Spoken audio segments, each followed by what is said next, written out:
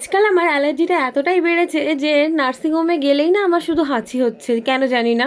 আর আজকে সাত সকালে চোখ মুছতে মুছতে ডক্টরের চেম্বারে ভিজিট করেছিলাম জাস্ট রিপোর্ট করাবো বলে।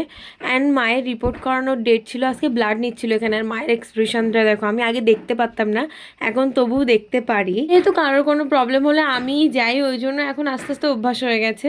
তো বাই দ্য ওয়ে, আমি বাড়ি আসার পরে না একটু এক্সপেরিমেন্ট করছিলাম। কী সব ভূত চাকে আমার মাথায়। একটা ক্যান্ডেল ছিল, এটা থেকে মনে হলো আমার একটু সেন্টেড ক্যান্ডেল বানানো উচিত, যাতে আমি বাইরে থেকে বেশি দাম দিয়ে না কিনতে হয়। আর এই ক্যান্ডেলটা তো পড়েই ছিল। অ্যান্ড দেন আমি ক্যান্ডেলটাকে মেল্ট করতে বসে গেলাম। আর তারপরে এরকম একটা কাচের গ্লাস নিয়েছি, মানে অকাজের শেষ নেই। তো সেখানে ওই ক্যান্ডেলের ওই যে সুতোটা ছিল ওটাই আবার আমি রিপিট করেছি, কেটে পরিষ্কার করে। অ্যান্ড দেন গ্লাসটা ভালো করে ওয়াইপস দিয়ে মুছে এখানে বাবা ধরে দিচ্ছে আমাকে। বাবা বলছে ঠিক আছে করো, করে দেখো কেমন হয়।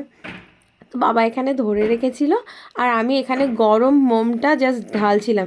কিন্তু আমার একটা মিস্টেক হয়ে গেছে, যেটা হলো গরম মোম সাথে সাথে ঢালতে নেই, কিছুটা সেট হতে দিতে হয় অ্যান্ড দেন ঢালতে হয়। তার জন্য এই লাম্পসগুলো ভেতরে হয়েছে, এই ক্রাকনেসগুলো হয়েছে। আদারওয়াইজ কিন্তু ক্যান্ডেলটা খুবই সুন্দর হয়েছে, এরকম গ্লাস ক্যান্ডেল। আর এর ওপরে যদি তুমি সিশেল দিতে তাহলে আরও সুন্দর হতো। তাই ভাবছি ক্যান্ডেলের বিজনেস শুরু করব নাকি। তো আর এগুলো সব সেন্টেড ক্যান্ডেল আমার আগে থেকেই ছিল। তো এগুলো খুব ভাল লাগে আমার। ক্যান্ডেলের আজকাল শখ জেগেছে আমার, কী যেন মনে হচ্ছে জানি না, কিন্তু আমার ভীষণ ভাল লাগে আর কি। অ্যান্ড দেন আমি আবার ওখান থেকে দুপুরবেলায় 2টো নাগাদ আমি বেরিয়ে গেছিলাম। আমার সুইটির আজকে পলিউশন টেস্ট করানোর ছিল, মানে 1 বছরের মাথায় পলিউশন টেস্ট করানো হয়।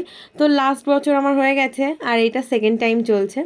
তো এখানে গেছিলাম অ্যান্ড সুইটিকে এখানে রাখার পরে ওই পলিউশন টেস্ট করানো হলো।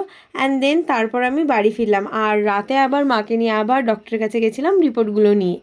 সো এইভাবেই দিনটা কেটে গেল। সো সবাইকে tata, please like and subscribe.